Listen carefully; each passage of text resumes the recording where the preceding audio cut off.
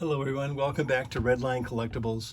I wanted to show you something that, I just am amazed at. I think it's so cool that you have the same casting in the Redline era of cars, 1968 through 1977, but there are subtle differences in the actual casting. And a good example of that, there's a bunch of them. And what I'm referring to is the Hong Kong casting versus the US casting. What's the difference, right? So at first glance, and the Beatnik Bandit would be another example of this, but Cockney Cap, I could just, a whole slew of different red lines that are just a tick off when you look at them side by side. Little subtle differences within the casting. And today's little adventure is just going to take us down that path to look at the differences of the hot heap. Hong Kong versus US. Let's look at them together. This is a lot of fun. It's really interesting when you get into the nitty-gritty details of the differences between them. Now, the first thing you're going to notice when you look at these is, of course, they're both red. Hong Kong red, US red. Look at I guess the main thing is that don't necessarily is one is more chromy than that, because the US could be just as chromy as the Hong Kong example, but look at the engine. Look how the engine on the Hong Kong here is actually pushed back as opposed to the US, which is pushed forward. Also, the engine's different. It has a completely different look to it, as well as the glass. Hong Kong glass has got that blue tint to it. US glass is clear. Those are two little differences right there.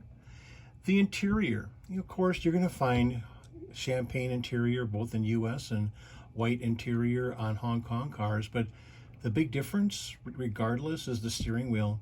In the Hong Kong castings, the Mattel company incorporated a black steering wheel, as you can see, whereas the US casting, the plastic seating area, the steering wheel was incorporated right into the mold.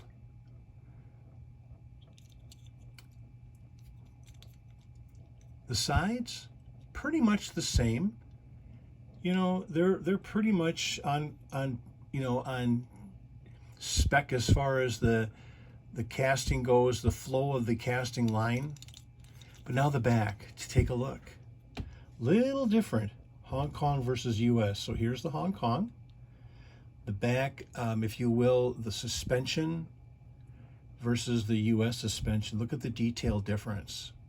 Two different profiles altogether of the Hong Kong and the US, as well as the trunk, if you will.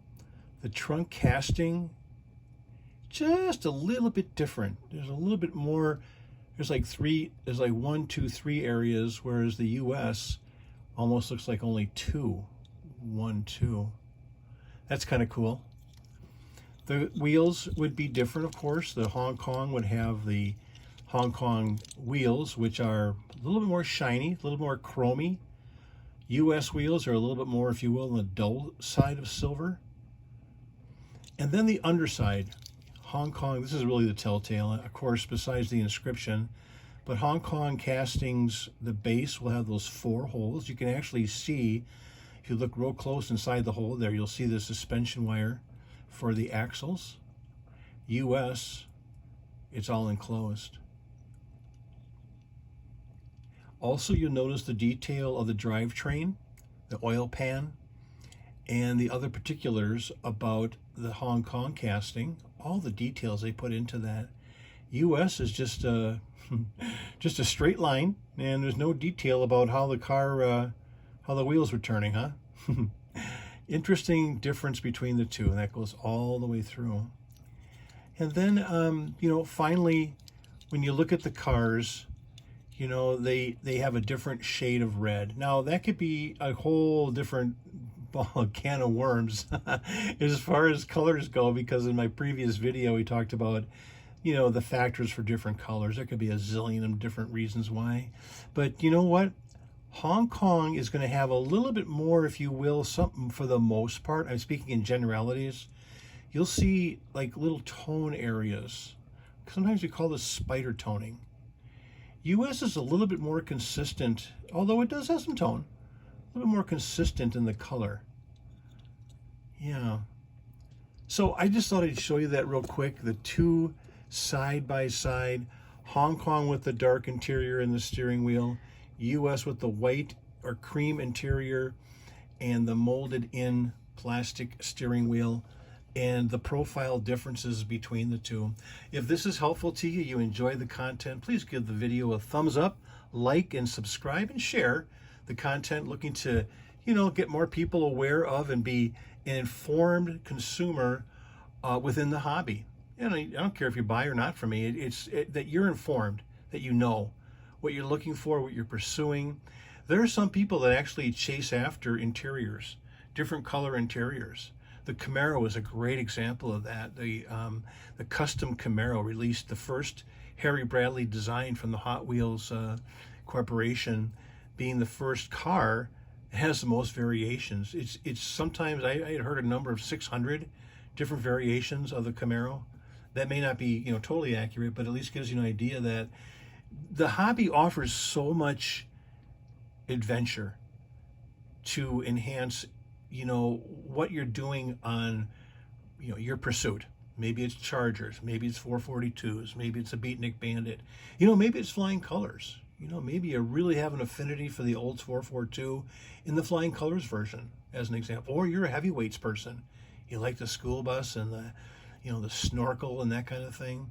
Or you like magenta. There was a lady in our hobby that she's no longer with us, and her name was Jackie, and we miss her immensely because we fondly referred to her as Ms. Magenta. And those you know. And there are certain people that we've lost over the years. Recently, Steve Thornberry left us, and George Reese. Angie left us. Bill Schramowitz. There's so many people that were in the hobby. Now they're looking down upon us with a fondness for our pursuit as we carry the torch forward. But I just wanted to share this little variation video with you, and we'll see you again. Bye, everybody.